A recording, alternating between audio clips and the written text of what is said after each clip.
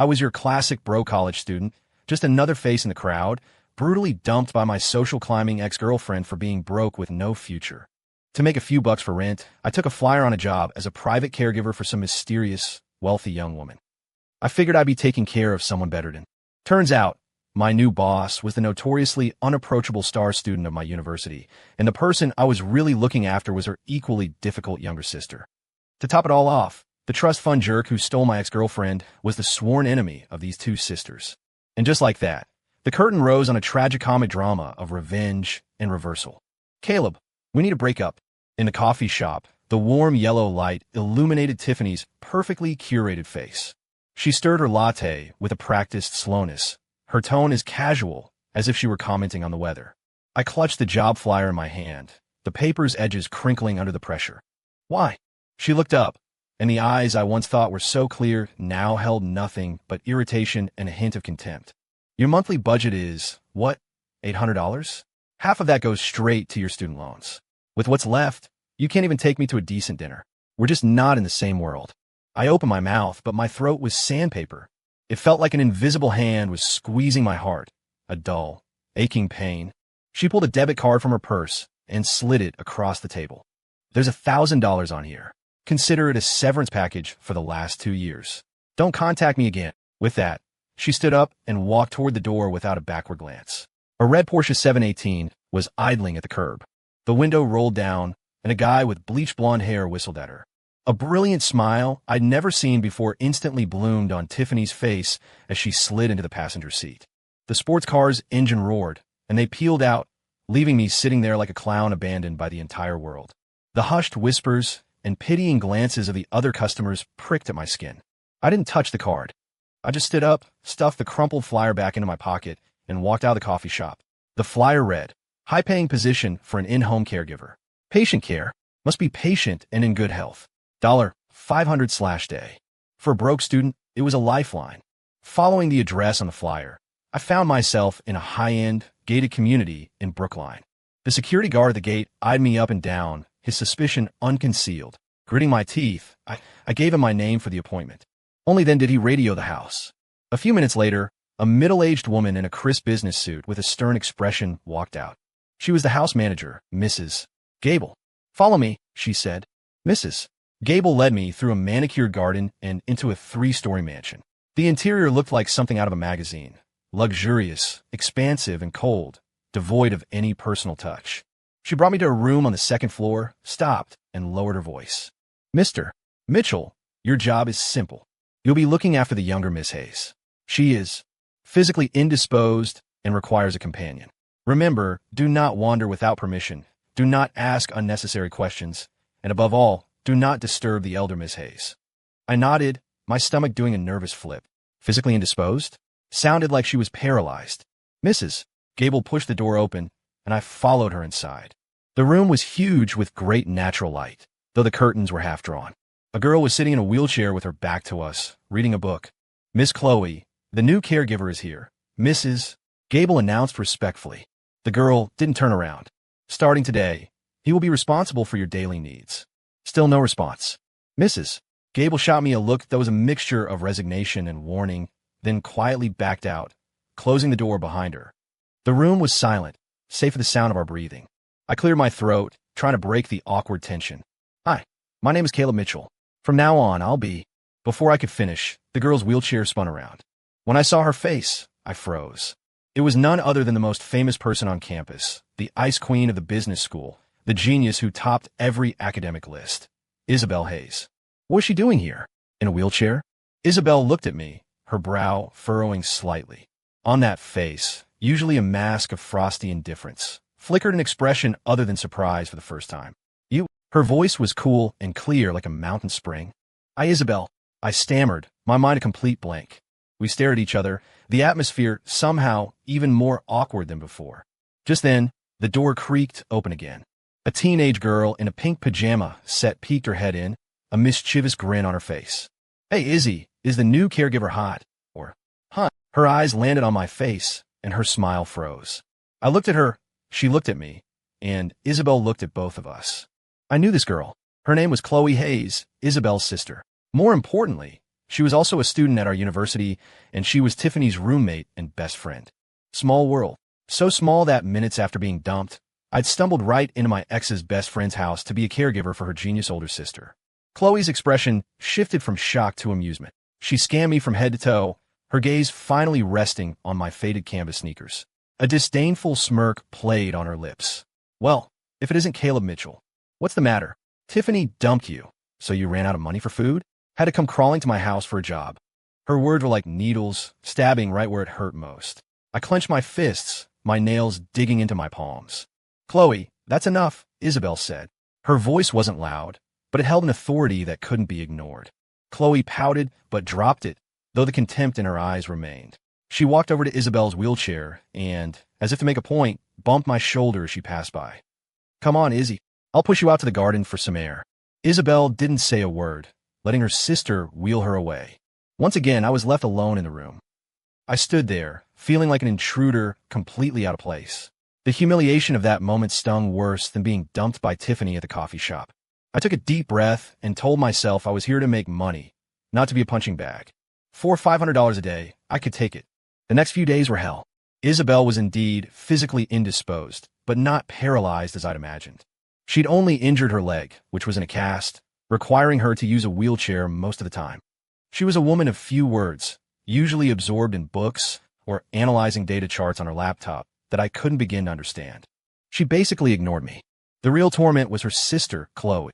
The younger Miss Hayes was a little monster. Caleb, I'm thirsty. Go get me a glass of water. A bottle of Bling H2O, to be exact.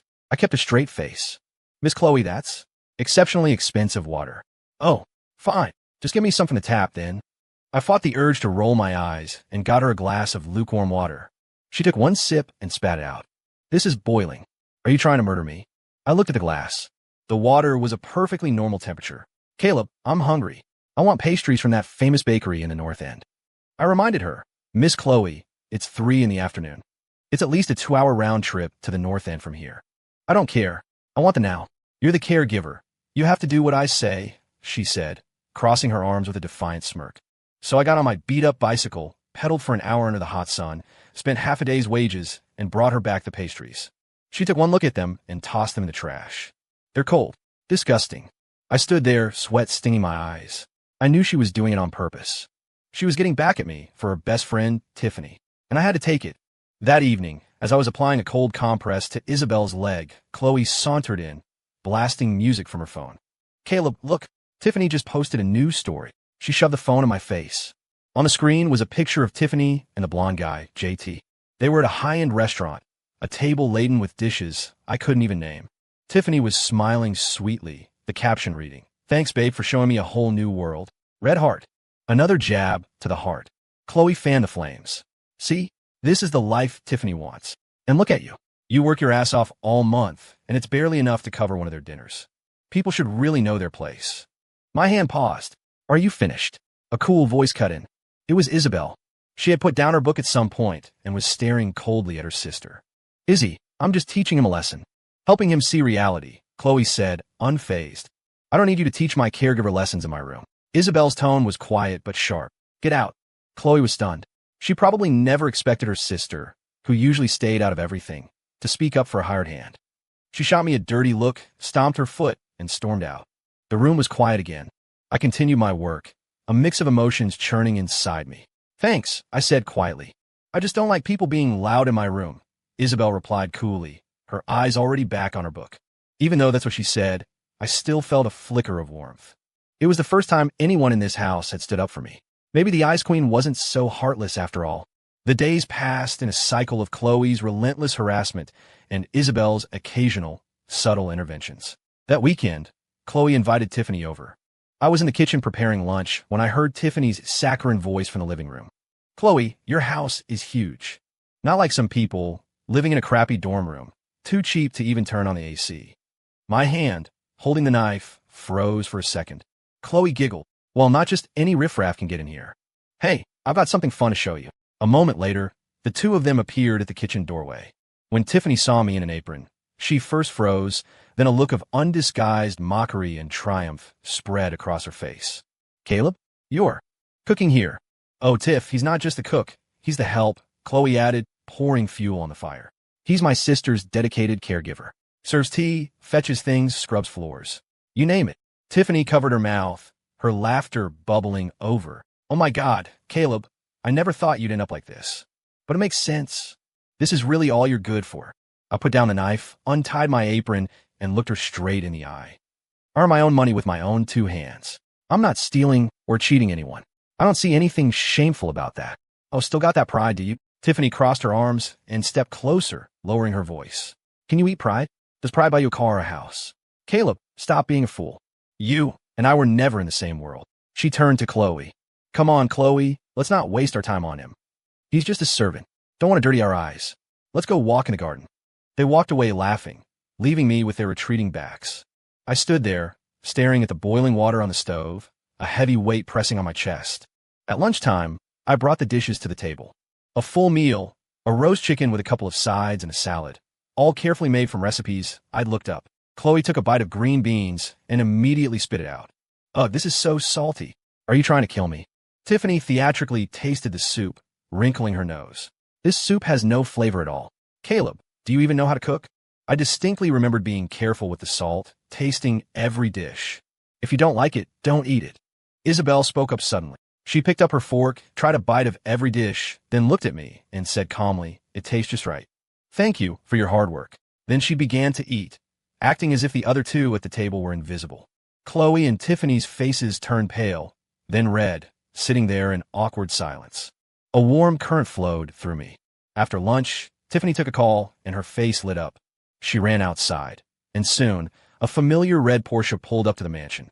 The blond guy, JT, got out, holding a huge bouquet of roses. Tiff, baby, miss me? JT wrapped his arm around Tiffany's waist and gave her a kiss, completely oblivious to anyone else. Chloe watched them with envy. Wow, Tiff, your boyfriend is so good to you. JT, whose full name was Jason Thorne, puffed out his chest. His gaze swept over the mansion with a look of provocation and pride. When his eyes landed on me, they were filled with contempt. Well, if it isn't the broke boy. What, find a new job? You the security guard here now? I ignored him, but he wouldn't let it go, walking over with Tiffany on his arm. Hey kid, look closely. Tiffany's my woman now. A loser like you who can't even afford to buy her a purse should stop dreaming about a princess. Tiffany snuggled against him, looking blissfully happy. Just then, the mansion door opened. Isabel was wheeled out by Mrs. Gable. When she saw JT at the gate, her calm face instantly turned to ice, her eyes flashing with a cold fury I'd never seen before. JT saw her too. The smug grin on his face froze, replaced by a complex expression of shock, panic, and resentment. Isabel Hayes, what are you doing here? This is my home. Why shouldn't I be here? JT's face twisted. He glanced at the cast on her leg, then at me standing behind her, and a look of malicious understanding crossed his face. Oh, you're home. I thought it was some kind of charity ward. What happened? Did the great Isabel Hayes fall so low she's in a wheelchair now? My, how the tables have turned. Jason, Isabel's voice rose sharply, thick with suppressed rage. What are you doing here? I'm here to pick up my girlfriend, JT said, pulling Tiffany tighter and looking at Isabel defiantly. You got a problem with that, princess? Tiffany and Chloe just stared, clearly having no idea about the history between them. Get him off my property, Isabel ordered Mrs. Gable, her tone absolute. Yes, Miss Hayes. Mrs. Gable immediately stepped forward and gestured for JT to leave. Mr. Thorne, please. JT's face turned crimson. He pointed at Isabel, then at me, and spat. Fine, Isabel, you win this round. But you just wait. And you, her new pretty boy, living off a woman, we'll see about you. He grabbed a bewildered Tiffany, stormed his car, and peeled out, the Porsche letting out an ear-splitting screech as it sped away. The driveway was quiet again, but the atmosphere was glacial. Chloe looked from her sister to me and asked cautiously, Izzy, you know that guy, JT? Isabel didn't answer. She just closed her eyes and took a deep breath, her face etched with exhaustion and disgust. Take me back inside, she said to me. I went to her side, and with Mrs. Gable, pushed her back into the house. It was only then that I began to understand. There was a deep, bitter history between Isabel Hayes and Jason Thorne. And I, the schmuck whose girlfriend JT had stolen, had somehow stumbled into a job as Isabel's caregiver. This was one tangled mess. Chloe must have been shaken by her sister's reaction that day, because she was much quieter for the next few days, no longer openly trying to make my life miserable. And the relationship between Isabel and me started to shift in a subtle way. She was no longer just the untouchable academic star, and I wasn't just the meek, broke caregiver. There was a new, unspoken understanding between us. When she got tired from reading, I would hand her a glass of warm water without being asked. When my cooking was too salty or too bland, she would tell me directly instead of making a scene like Chloe. One time, I saw her staring at stock charts on her laptop, her brow furrowed in concentration. I didn't know anything about finance, but I could tell she was in trouble. I hesitated for a moment before speaking, stuck on something. She glanced at me, but didn't say anything. I mustered my courage and pointed at a sharp curve on the screen. I don't get any of this, but my dad used to say, the higher you climb, the harder you fall. Sometimes, taking a step back might give you a clearer view. It was the bitter lesson my dad had learned after losing his savings in the stock market. Isabel stared at the chart for a long time, and then, suddenly, she smiled. It was the first time I'd ever seen her smile. It was like watching ice melt in the spring. You're right. A step back can change everything. She began typing furiously on her keyboard, a look of confident brilliance returning to her face. That night, Mrs. Gable told me that Miss Hayes had saved the company nearly $10 million with a brilliant short-selling maneuver. And it all started with my simple, folksy advice. I was stunned. I was just repeating some cheesy line my dad used to say. How could it have had that much power? Watching Isabel's focused profile in the lamplight, I suddenly felt that this girl wasn't so unreachable after all. A few days later, Isabel's leg had healed enough that she could walk slowly with a crutch, which meant that my time as her caregiver was almost up. To be honest, I was a little sad about it. Despite Chloe's antics, seeing Isabel every day, even just exchanging a few words, had become a part of my life. Then, one day, Isabel said to me, "Caleb, I need you to come out with me tomorrow." I was taken aback. Where? A corporate gala. I was even more confused. Me? At a gala? I looked down at my cheap clothes. I don't think I'd fit in. I've already arranged for your clothes. She pointed to a gift box on her dresser. I opened it. Inside was a perfectly tailored black suit. I didn't recognize the brand, but I could tell from the fabric alone that it was expensive. Why me? I still didn't get it. She looked at me, her eyes holding an emotion I couldn't quite decipher. Because Jason Thorne will be there. And just like that, I understood. She wanted me to be her shield, her decoy. Though it felt a bit strange, I agreed. I was taking her money, after all. Besides, I was genuinely curious to see the look on JT's face when he saw me show up with Isabel Hayes. The next evening, I put on the suit and stared at myself in the mirror. Clothes really do make the man. It was still my face, but my whole demeanor had changed. I looked taller, more put together. Isabel had changed into a white evening gown, her hair swept up, revealing the elegant line of her neck. She was already beautiful, but after getting dressed up, she was breathtaking. When we arrived at the gala, we immediately became the center of attention. Isn't that Isabel Hayes? Who's the guy with her? Never seen him before. They look good together, though. A perfect couple. Hearing the whispers around us, my palms started to sweat. I felt so awkward I was practically walking in circles. A soft, cool hand gently took my arm. It was Isabel. Head up, shoulders back, she whispered in my ear. You're my date tonight. Don't embarrass me. Her breath tickled my ear. I could feel my cheeks getting hot, but miraculously, my body stopped feeling so stiff. I straightened my back and, trying to imitate what I'd seen in movies, put on what I hoped was a handsome smile. We spotted JT almost immediately. He was holding a glass of champagne, bragging to a group of guys who all had that same trust fund look. Tiffany, like a prized butterfly, was clinging to his arm, her face glowing with pride. When they saw us, their expressions were priceless. JT's smile froze on his face, his champagne glass wobbling in his hand. Tiffany's eyes went wide, her jaw dropping open. She probably never dreamed that the broke loser she dumped would show up at a place like this, wearing a designer suit, with a far more beautiful Isabel Hayes on his arm. "C.A. Caleb?" she stammered in disbelief. I gave her a polite, distant smile. JT's face had already turned thunderous. He pushed Tiffany aside and stormed toward us. "Isabel, what the hell is this? Did you bring this pretty boy here just to piss me off?" "Mr. Thorne, please watch your language," Isabel said calmly, but her presence was commanding. "This is my friend, Caleb Mitchell. You, on the other hand, bringing such irrelevant company to an event like this. Isn't that a bit tacky?" Her gaze drifted dismissively over Tiffany. The contempt in her eyes was 100 times more potent than the look Tiffany had ever given me. Tiffany's face flushed a deep red. "You." JT was speechless. A crowd had started to gather, eager for the drama. Don't get cocky, Isabel. JT finally exploded. Don't think I don't know your father's company is on the ropes.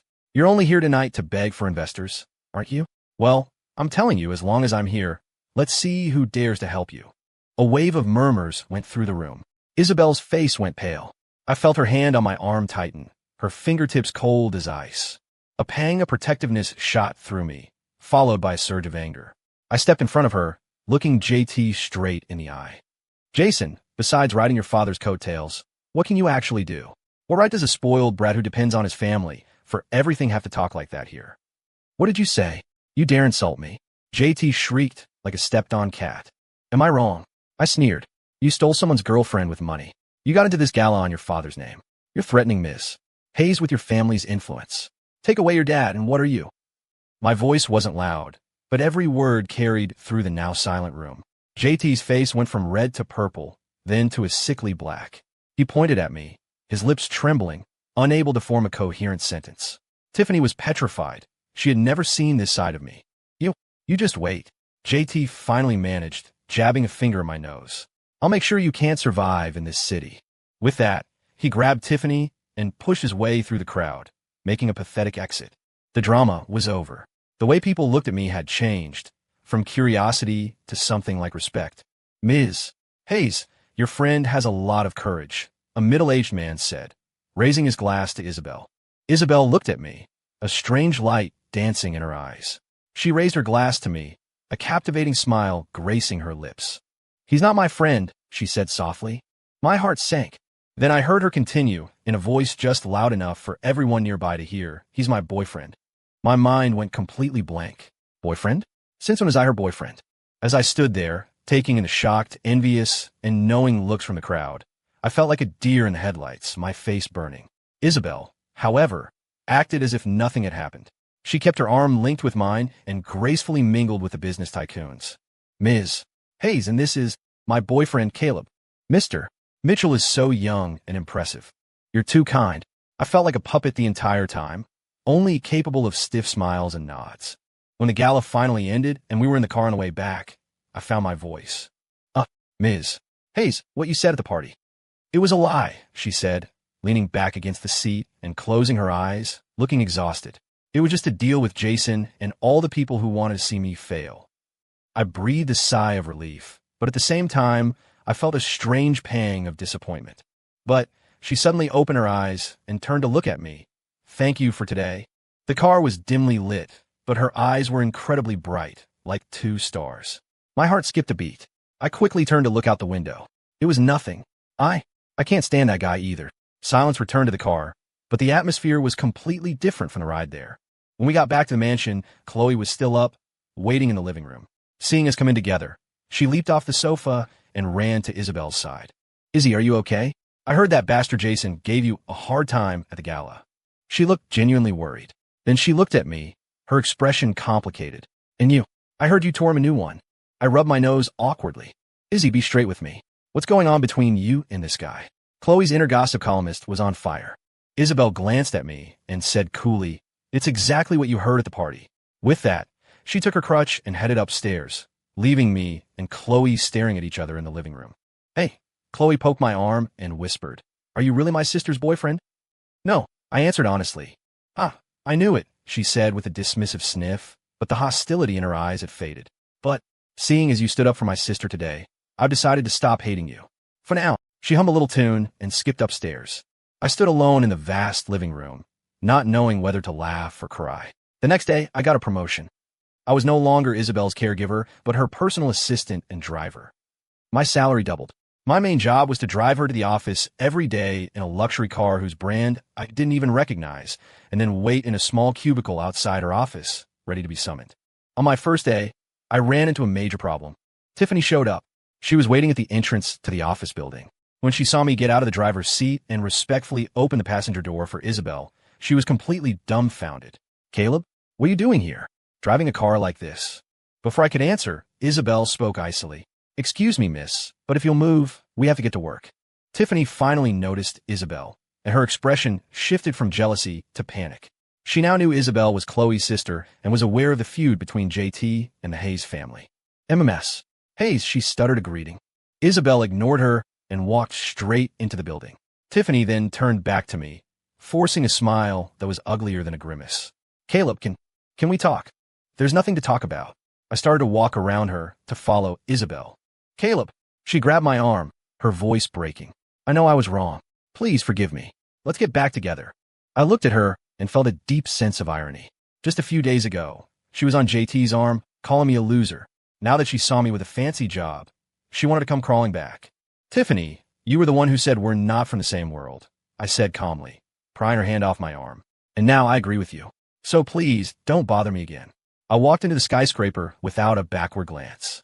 I could hear her desperate sobs behind me, but I felt nothing. Some things, once broken, can never be put back together. My days as an assistant at Hayes Corporation were even more thrilling than being a caregiver. Watching Isabel make ruthless, decisive moves in the business world every day felt like I was watching one of those hit shows about a boss lady CEO. And I was the loyal sidekick who brought her coffee, opened her car door, and fended off unwanted drama. Jason Thorne, as expected, didn't give up. Leveraging his family's financial power, he began to target the Hayes Corporation from every angle. He poached their clients, headhunted their key employees, and even spread rumors that the company's cash flow had dried up and it was on the verge of bankruptcy. Panic began to ripple through the company. The pressure on Isabel mounted. She worked late into the night every day, and I could see her getting thinner. It hurt to watch, but there was nothing I could do to help with the business. All I could do was make her a cup of tea when she was exhausted and have antacids and warm water ready when her stomach acted up. One night, it was very late again. The only light on the entire floor came from her office. I pushed the door open to find her slumped over her desk, apparently asleep. I walked over, intending to take off my jacket and drape it over her shoulders. As I got closer, I smelled the strong scent of alcohol. An empty wine bottle sat on the desk. She was drunk. I gently shook her shoulder. Ms. Hayes, wake up. I'll take you home. She lifted her head groggily, her eyes misty and her cheeks flushed an unnatural red. Caleb. She recognized me and suddenly smiled, a mischievous, almost childish grin. You're here. I'm taking you home, I repeated. But she shook her head and reached out, grabbing the hem of my shirt. Don't go. Stay with me for a bit. Her hand was burning hot. My heart started that stupid, frantic rhythm again. Jason, he's a monster. She suddenly slurred, her voice thick with tears. He killed my father, and now he wants to destroy my family's legacy. I can't let him win, I just can't. She told me the whole story in broken pieces. I finally understood. Isabel's father had been business partners with JT's father. To take sole control of the company, the Thorns had set a trap for him, causing his investments to fail catastrophically. He lost everything, fell into a deep depression, and eventually took his own life. And Isabel's leg. It was injured during that time, when JT had hired someone to run her over with a car. The combination of old and new wounds. No wonder she hated him with such intensity. Listening to her sob, I felt something twist painfully in my chest, a mix of anger and sorrow.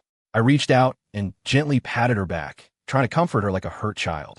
It's okay, I said, my voice clumsy. It's all going to be okay. She cried for a while, and then, as if exhausted, her sobs subsided. I looked down and saw she had fallen asleep against my chest, her long eyelashes still beaded with tears. Looking at her sleeping face, I was overwhelmed by a powerful urge to protect her. I didn't want to see her so tired, so burdened. I wanted to do something for her. I carefully lifted her into my arms. She was so light like a feather. I carried her to the small lounge attached to her office, laid her on the couch, and covered her with a blanket.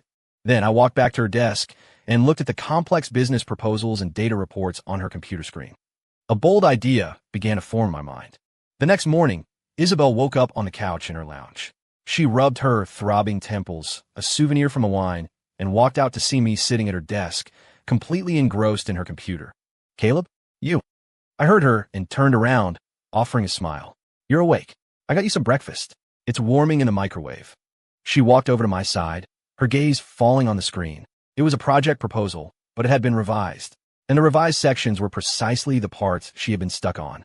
You did this? She asked, astonished. I nodded a little sheepishly. I just made a few changes. Not sure if they're right. I just thought, since Jason wants to hit us head on, why can't we circle around behind him and cut him off at the knees? My plan was simple, almost crude. JT's greatest asset was his family's company. That company was currently bidding on a major development project on the west side of the city. My idea was that we should also bid for it. Not to win, but to drive up the price, forcing the Thorns to pay far beyond their budget to secure the project. Once they overcommit their capital to that one project, their cash flow for everything else would be stretched thin. That's when we would concentrate our forces and attack the markets they had previously stolen from us, catching them completely off guard. It was a move I'd learned from my dad watching old war movies. Attack their flank to relieve the siege on our front. Isabel stared at the proposal, her eyes growing brighter and brighter. She shot her head up and looked at me, her expression a mixture of disbelief and delight. Caleb, you're a genius. I wasn't a genius. I was just a lucky C student. My flanking maneuver, refined and executed by Isabel, was a stunning success. The Thorns, driven by ego and the desire to crush us once and for all, recklessly drove up the bidding and won the West Side project at an astronomical price. They thought they had won and even held a celebration party. They had no idea that our capital was already quietly moving, like a special ops team, launching a full-scale assault on their now vulnerable rear flank. By the time the Thorns realized what was happening, we had already reclaimed most of the clients and market share they had stolen from us. That overpriced project had become a massive financial black hole, paralyzing them. Thorn Industries' stock price plummeted. During that time, I became Isabel's most trusted aide. We worked overtime together, debated strategies together, and ate instant ramen in the office late at night together. We grew closer. The employees at the company started looking at me differently. I was no longer just the driver or the assistant. I was Ms. Hayes's man, the future Mr. Hayes. Even Chloe started to see me in a new light. Caleb, I never knew you had it in you, she said, munching on an apple I'd bought her. I guess my sister has pretty good taste. I just smiled without saying anything. I glanced into the office where Isabel was on a call, dressed in a sharp power suit, a look of masterful confidence on her face. Sunlight streamed through the blinds, casting a golden glow around her. My heart was beating fast. I knew I was falling for her. I loved her strength, her intelligence, and the rare moments of vulnerability she let me see, but I didn't dare say it. She was a star in the sky, and I was just dust on the ground. The gap between us was too vast. One day, we successfully signed a major client, the very one JT had poached from us. To celebrate, Isabel announced a company-wide dinner party that night. The party was at an upscale lounge with private karaoke rooms. Everyone was ecstatic, constantly toasting Isabel, praising her leadership. Isabel was a lightweight, and after just a few glasses, her face was flushed. I couldn't stand by and watch, so I stepped up to run interference. Everyone, Ms. Hayes is tired tonight. I'll take the rest of her drinks. The room erupted in cheers. Whoa, Assistant Mitchell playing the hero. Look at him go. Gritting my teeth, I downed glass after glass. I have a terrible tolerance for alcohol, and soon the world was spinning. I started seeing double. The last thing I remember is being helped out of the lounge. I think I was leaning against someone warm and soft, a faint, familiar fragrance filling my senses. It was Isabel's scent, and I think I said a lot of stupid things. I think I said, Isabel, you're so beautiful. I think I said, Isabel, don't work so hard. It makes my heart ache. And I'm pretty sure I said, Isabel, I love you. After that, I blacked out completely. The next day, I woke up in my own bed. The sunlight was blinding, and my head was splitting open. I struggled to sit up, my mind a jumble. What happened last night? Did I really confess to Isabel? Oh God. I buried my head in my hands, wishing the floor would swallow me whole. How could I have gotten drunk and run my mouth like that? That's it. I was going to lose my job, and I'd ruined any chance of even being friends. I nervously checked my phone. No missed calls, no messages. Had she already decided to fire me? With the grim resignation of someone heading to their own execution, I showered, got dressed, and prepared to go to the office to receive my termination notice. The moment I opened my apartment door, I froze. Isabel and Chloe were standing right outside. Isabel had her usual cool expression, but her eyes seemed to be avoiding mine. Chloe, on the other hand, had a huge, I'm enjoying this grin on her face, wiggling her eyebrows at me. What are you guys doing here? I stammered. My sister said you drank too much last night and was worried, so she made me come check on you, Chloe answered for her. And we brought breakfast. She held up a bag of coffee and bagels. I looked at Isabel, and she was looking at me. Our eyes met for a second before she quickly looked away, the tips of her ears turning red. Come on in, I said, stepping aside. My rental was a tiny one-bedroom, and my stuff was scattered everywhere. With them inside, the place felt even more cramped. Sorry about the mess, I said, scratching my head in embarrassment. It's fine, Isabel said, perching awkwardly on the edge of my small sofa. Are you feeling okay? Is your head still hurting? Much better. I poured her a glass of water. The atmosphere was painfully awkward. Finally, Chloe broke the silence. She put the breakfast on my small table, then pulled me out onto the tiny balcony. Okay, spill, she whispered, her eyes wide with gossip. Did you or did you not confess your undying love to my sister last night? My face flushed instantly. I was drunk. I don't remember. Nice try. Chloe rolled her eyes. I heard everything. My sister drove you home herself. You were clinging to her for dear life, refusing to let go, mumbling her name and how much you liked her. My face was so hot, I was sure it was glowing. So, what did she? What was her reaction? I asked nervously. My sister. Chloe drew out the words, milking the suspense. She didn't say anything, but her face was pretty red. After she got you settled, she just stood outside your door for a long time before she left. A tiny flame of hope ignited in my chest. She didn't reject me outright. Did that mean I might have a chance? Just then, Isabel's voice came from the living room. Chloe, what are you two talking about? Nothing. Chloe shot me a thumbs up and a go-getter look before darting back inside. I took a deep breath and followed her. Screw it. Might as well face the music. The words were already out there. I might as well clear the air now. I walked over to Isabel, looked her straight in the eye, and said with as much sincerity as I could muster, Isabel, what I said last night. It wasn't just the alcohol talking. I have feelings for you. The air seemed to solidify. Chloe watched us from the side, her bagel forgotten. Isabel's eyelashes fluttered. She stared down at her hands, avoiding my gaze. An eternity seemed to pass, and I was bracing myself for the final verdict when she finally spoke, her voice barely a whisper. No. You know, what did that mean? Was that a yes or a no? Just as I was about to ask, my phone rang. It was an unknown number. I answered, confused. A frantic man's voice came through the line. Is this Kayla Mitchell? You need to get to Mass General Hospital right now. Jason Thorne.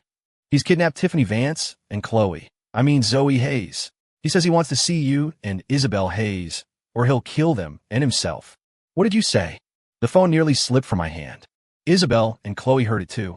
Their faces went white. Chloe. Isabel grabbed her sister's hand, her voice trembling. Izzy, I'm right here. Chloe was terrified. The call said Zoe Hayes. Not me. Zoe Hayes? The name rattled around in my brain. Wait, I think I remembered. Tiffany had mentioned a cousin. I think her name was Zoe, who also went to our university and was in the same year as Chloe. Because their names sounded similar, people sometimes mix them up. That idiot Jason had kidnapped the wrong person. But this wasn't the time to sort that out. He wants to see us, Isabel said, her composure returning with stunning speed. She looked at me, her eyes resolute. We have to go. Izzy, it's too dangerous. Chloe was on the verge of tears. He's after me. I have to go, Isabel said, standing up. Caleb, I'm going with you. I interrupted, my tone leaving no room for argument. We didn't call the police. Jason had threatened on the phone that if he saw a single cop, he'd kill them all. We raced to Mass General. He had told us to meet him on the roof. When we burst onto the rooftop, the scene in front of us stole our breath. Jason was standing on the ledge, looking completely unhinged. He had one arm wrapped around Tiffany and the other around a girl who looked a bit like Chloe. That must have been Zoe. Both girls were shaking violently, their faces streaked with tears. Jason, let them go. I yelled. Caleb, Isabel, you finally came. Jason's eyes were bloodshot, his expression manic. You ruined me. Today you're going to know what it feels like to lose everything. Let them go. This is between you and me, Isabel said coldly. Between me and you? Jason laughed hysterically. Fine. Isabel, you jump off this roof right now. You jump, and I'll let them go. You're insane. I roared. Izzy, no. Chloe screamed. Isabel looked at the crazed Jason, then at the two innocent girls he was holding hostage. A look of grim determination crossed her face. She actually took a step toward the ledge. No. I lunged forward, grabbing her and pulling her behind me. I stared Jason down. Jason, look at yourself. You're a pathetic coward. You lost, and you lost completely. Even if you kill everyone here today, it won't change the fact that you are a failure. Shut up. I'm not a failure. My words hit a nerve. He became even more agitated. What else are you? I taunted, pushing him further. Your father's company is in ruins because of you. You have nothing. You can't even kidnap the right person. You're not a failure? What are you? I didn't get the wrong one. This is Chloe Hayes. Jason shrieked, pointing at the girl he was holding. Are you blind? Look at her, then look at the girl behind me. I pulled Chloe forward. This is Chloe Hayes. You kidnapped Tiffany's cousin, Zoe. Jason froze. He looked down at Zoe in his grasp, then back at Chloe standing with us. The madness on his face gave way to confusion, and then to utter despair. No, it's not possible. In that split second of hesitation, I moved. I launched myself forward like an angry panther. Jason snapped out of it and tried to shove the girls off the roof. I dove, tackling all three of them. Using every ounce of strength, I had to pull them back from the edge. The railing buckled under our combined weight. I pinned Jason to the ground, my arms screaming in protest. Tiffany and Zoe scrambled away to safety. Jason was still fighting like a wild animal, head-butting me, biting me. I'll kill you. Still fighting like a wild animal, head-butting me, biting me. I'll kill you. I'll kill you. Just then, a swarm of police officers stormed the roof and subdued him. It turned out Isabel had discreetly called 911 the moment I charged forward. The crisis was over. I collapsed onto the ground, gasping for air. Isabel and Chloe rushed to my side. Caleb, are you okay? Isabel's voice was choked with tears. She reached out to touch my face, but hesitated. I looked up at her and managed to grin. My whole body ached, but I had never felt more alive. I'm okay. Chloe looked at us, then at Tiffany and Zoe sobbing and hugging each other a few feet away. She let out a sudden snort of laughter. Izzy, she said, would you call this a buy one, get one free situation? Jason was taken away by the police, destined to face serious charges. Tiffany and Zoe were shaken, but physically unharmed. The wind on the rooftop was strong and cold. Isabel took off her jacket and draped it over my shoulders. It still held her warmth and her scent. Thank you, I said quietly. I should be the one thanking you, she said, her eyes glistening. If it wasn't for you. There's no need for thank you between us. I cut her off, and then, filled with a sudden surge of courage, I took her hand. It was cold, but it slowly warmed in mine. She didn't pull away. Chloe watched us with a sly, cat that ate the canary grin. Man, I'm starving. I'm gonna go get something to eat. She made a quick, very transparent exit. Now it was just me and Isabel on the roof. Neither of us spoke for a long time, just standing there, watching the city lights twinkle in the distance. Finally, she broke the silence. Caleb, earlier, I said you weren't my friend. My heart tightened. Are you still willing to be my boyfriend? I whipped my head around, unable to believe what I was hearing. She was looking at me, a shy blush on her cheeks, but her eyes were deadly serious. I felt like my heart was going to pound its way out of my chest. Happiness had struck, so suddenly I didn't know how to react. I opened my mouth, but no words came out. I was too overwhelmed. All I could do was nod my head, again and again, like a bobblehead. She smiled. It was the most beautiful smile I had ever seen, brighter than all the stars in the sky. She took a step closer, stood on her toes, and gently, softly kissed me on the lips. It was soft, cool, and a little sweet. My brain shut down completely. Isabel and I were officially together. The news caused a minor earthquake in our small circle. The happiest person by far was Chloe. She started calling me brother-in-law with a sickeningly sweet enthusiasm. The most heartbroken was Tiffany. She found me once after the rooftop incident. She cried and apologized, saying she regretted everything, that she'd seen JT for who he really was, and that she'd always had feelings for me deep down. I just told her calmly, that's all in the past. And it was over the moment she got into that Porsche. My world now had only one person in it, Isabel. We started dating like any other couple. We'd eat together, go to the movies. I would give her rides across campus on my beat-up old bike, and she would sit on the back, her arms wrapped lightly around my waist, her head resting on my back. She would take me to exclusive corporate galas. I wore the suits she picked out for me, awkwardly trying to remember the etiquette she taught me, doing my best to look like I belonged by her side. A lot of people said I didn't deserve her, that I was a toad who had caught a princess. I agreed with them, but I was determined to work, to make myself better, to earn the right to stand by her side forever. After graduation, I turned down Isabel's offer for a senior position at her company and decided to start my own business. I took all the money I'd saved during college, added a sponsorship from Isabel as seed funding, and opened a small software development company. The entrepreneurial road was tough, but I had her. When I pulled all-nighters writing code, she would stay with me, making me coffee. When I hit a wall and wanted to give up, she would hold me and say, it's okay. I believe in you. 3 years later, my company went public. On the day of the IPO, in front of all the media, I got down on one knee and proposed. Isabel Hayes, will you marry this broke kid who once had nothing? Tears streamed down her face as she nodded furiously. I will.